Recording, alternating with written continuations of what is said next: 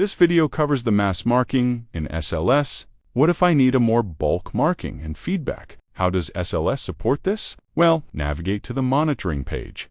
Return to the main monitoring page. Select a question. Click on the question you wish to grade.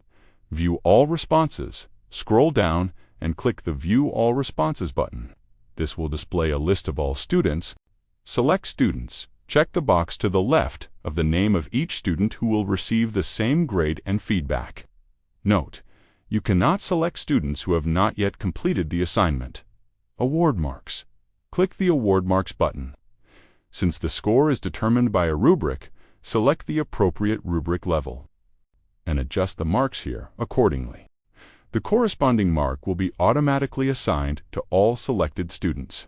For most other questions like this, you can also apply bulk marking with a slightly different interface. For example, you can click on all responses. Then, scroll down and select the students you wish to assign marks to. Suppose you select 2 students, you can now assign marks to both at once. For instance, you may choose to give both students 11 marks. After entering the marks, click Save. You will see that the mark has been updated to 11 for both selected students. Add a common comment. Type your feedback into the text box. This comment will be sent to every student you selected, finalizing and notifying students. You can verify that the selected students received the correct marks and comments on the same page. If you wish to give unique feedback to a student after grading in bulk, you can use the Additional Feedback button for that individual. When you are ready, click Notify Students to alert them that their work has been graded. They will get a notification viewable via the bell icon. Finally, remember to explore the tooltips. They provide a rich source of possibilities and modes for continuous discussion with your students. You might be wondering whether it is possible for 2 different teachers to mark the same student's assignment simultaneously. On the left, we have Teacher A, and on the right, Teacher B. We'll be able to see both sets of comments from the teachers displayed together.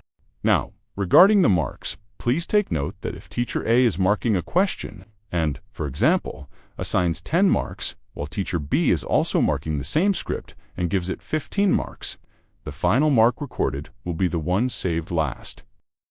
Instance, if Teacher A saves the mark and then refreshes, he will see the 10 marks he awarded.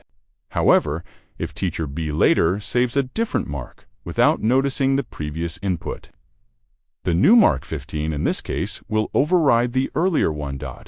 When Teacher A refreshes again, he will see that the mark has been updated to reflect Teacher B's latest input.